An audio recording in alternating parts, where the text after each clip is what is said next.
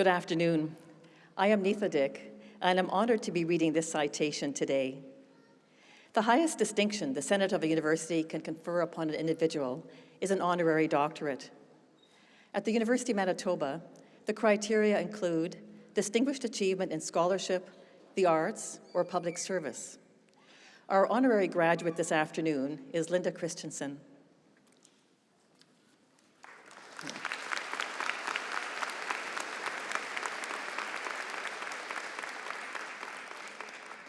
Dr. Linda Kristjanson has taught us how to have the most difficult conversations and how to compassionately care for patients and their families facing grim certainties. Every day, her impact is felt around the world. It began in 1991, when her dissertation exposed the challenges people face when dealing with palliative care.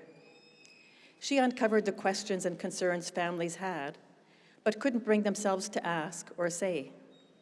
She illuminated a new field of query and went on to improve palliative care for all. The University of Manitoba spotted her enormity, the enormity of her talent early on. In 1993, it recognized her with the University of Manitoba Winnipeg RH Institute Foundation RH Award, which is given to early career researchers showing exceptional promise. Today, Dr. Kristjanson is considered a pioneer in the field of palliative care, celebrated for the vast contributions she has made. In 2012, for instance, she received the Bethlehem Griffith Research Foundation Lifetime Achievement Award. She has also received the Canadian Nurses Foundation Ross Award in Nursing Leadership and Research, and was named the Royal College of Physicians and Surgeons of Canada's Balfour Professorship in Palliative Medicine, as well as Fellow of the Australian Academy of Technology and Engineering, and an Officer of the Order of Australia. Dr. Kristjanson is one of the most highly cited researchers in her field, and she has procured more than 110 grants, totaling more than $30 million from organizations in Canada, the USA, and Australia. This is an outstanding sum, matched by few other nursing research scientists. She is a gifted collaborator, having published with 150 different authors across a number of countries, including at her alma mater, where she has an ongoing relationship with UM's Manitoba Palliative Care Research Unit. Indeed, her connection to this university has remained strong throughout her career. Before leaving Canada in 1997 to build a program in palliative care at Edith Cowan University in Australia, she served as a co-director of the Cancer Nursing Research Center at UM. Dr. Kristjanson left her mark on generations of palliative care nurse researchers in Manitoba and across Australia, where she has led and taught for many years. She has done the same on the global stage through her involvement with 47 boards and committees, including the International Palliative Care Society, which she founded. In addition to an outstanding research and teaching career, Dr. Kristjanson has distinguished herself as an exceptional academic leader, including providing leadership as a president and vice chancellor of Swinburne University of Technology. Madam Chancellor, it is an honor for me to ask, on behalf of the Senate of the University of Manitoba, that you can confer a Doctor of Science, honoris causa, upon Linda Kristjanson for her distinguished achievements as a scholar, leader, and a humanitarian who has improved health care everywhere. Thank you.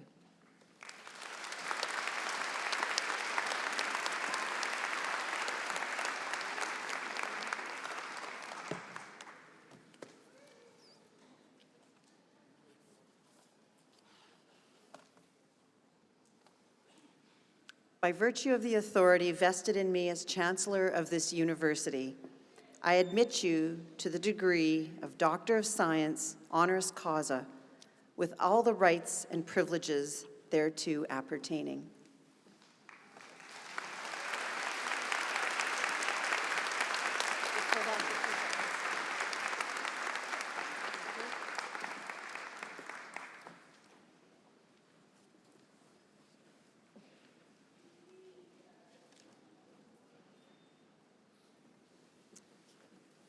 I would now invite Dr. Kristjanson to please address Convocation.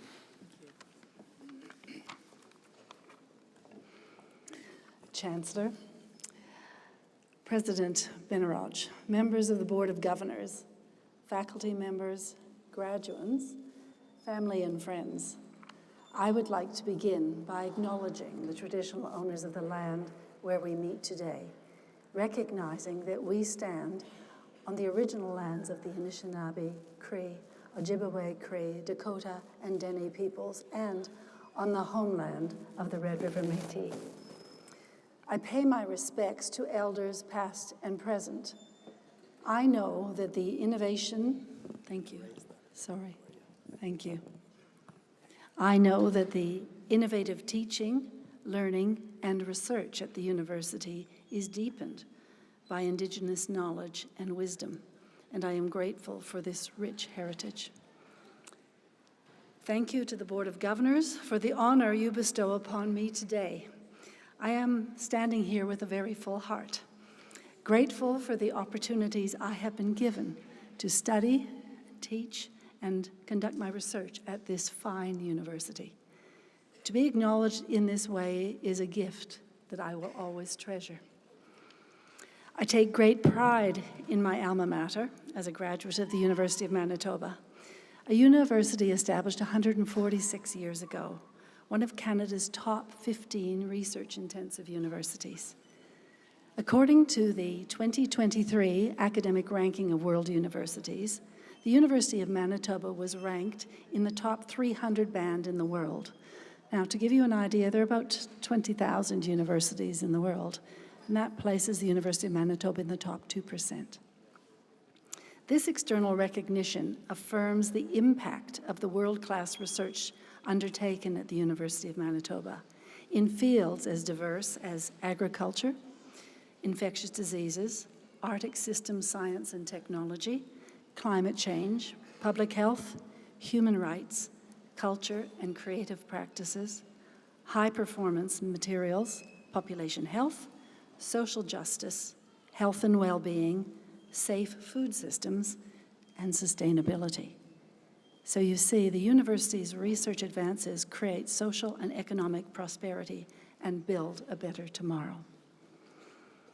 And of equal importance, the university never confuses excellence with elitism. The University of Manitoba has remained committed to equity and inclusion.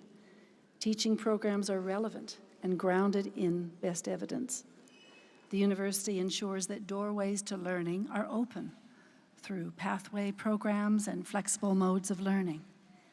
The university defines itself not by who it excludes, but instead takes great pride in who it includes.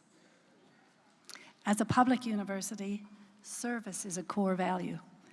Active engagement with the external community, industry, and the professions ensures that the graduates are well prepared to take up their roles. And so, graduates, it is a privilege for me to share this day with you as we celebrate your academic achievements, your hard work, and your commitment to learning from our home university. I offer you my warmest congratulations and say, savor this moment. And I do hope that you feel a sense of pride and achievement. Now, I was thinking about how you might be feeling, and I was remembering that you might also feel a little nervous about what lies ahead, with the usual uncertainties that accompany any new beginning. When I completed my undergraduate degree, I recall feeling both excited and worried that I actually wasn't quite ready to go out into the world and take on my professional responsibilities as a graduate nurse. It turned out the university had prepared me better than I thought, and I realized that I did all right once I found my way with the support of colleagues. Now, much has been written about the term imposter syndrome and how to circumvent it or challenge it or suppress feelings of uncertainty. Some writers refer to the fact that women more commonly experience imposter syndrome. But over the years, I have learned that most everyone experiences imposter syndrome at different times in their life.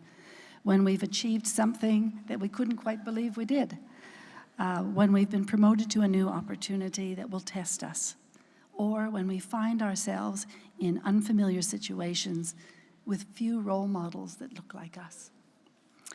I recall often being the only woman in the boardroom, the youngest person on a team, the only nurse, or the person from a different country who didn't quite understand the sporting metaphors and cultural humor. As I took each career step, I'd find myself uncertain about my abilities to lead or make decisions and know enough to do a good job. So then I would focus on the work at hand. I would read and ask questions and build connections and teamwork with others based on attentive listening and respect. I learned to trust my own curiosity and keep learning. Later in life, I chose to see the nervousness that accompanies the imposter syndrome as insight, a cue that I'm facing something new, that I would be challenged, and that I might have much to learn. I realized that no one is a full bottle on everything, and to ask questions was expected in the workplace. This approach has helped me to be patient with myself as I tackled career steps and new opportunities. When I reframed my nervousness not as confirmation that I didn't belong, but instead saw it as an opportunity to learn and grow, the butterflies subsided a little and were replaced by a resolve to discover added skills, learn something new, and grow as a person. Many years ago, I read a book by the philosopher Alan Watts entitled The Wisdom of Insecurity. He said, the only way to make sense of change is to plunge into it, move with it, and join the dance. He also said the desire for security and the feeling of insecurity are the same thing. To hold your breath is to lose your breath. And so, when you feel and notice feelings of uncertainty, you might choose instead to take a few deep breaths as you dwell in areas where you are unsure, trusting that you will discover new understandings. As you celebrate this important chapter of learning today, know that the next chapter is waiting to be written.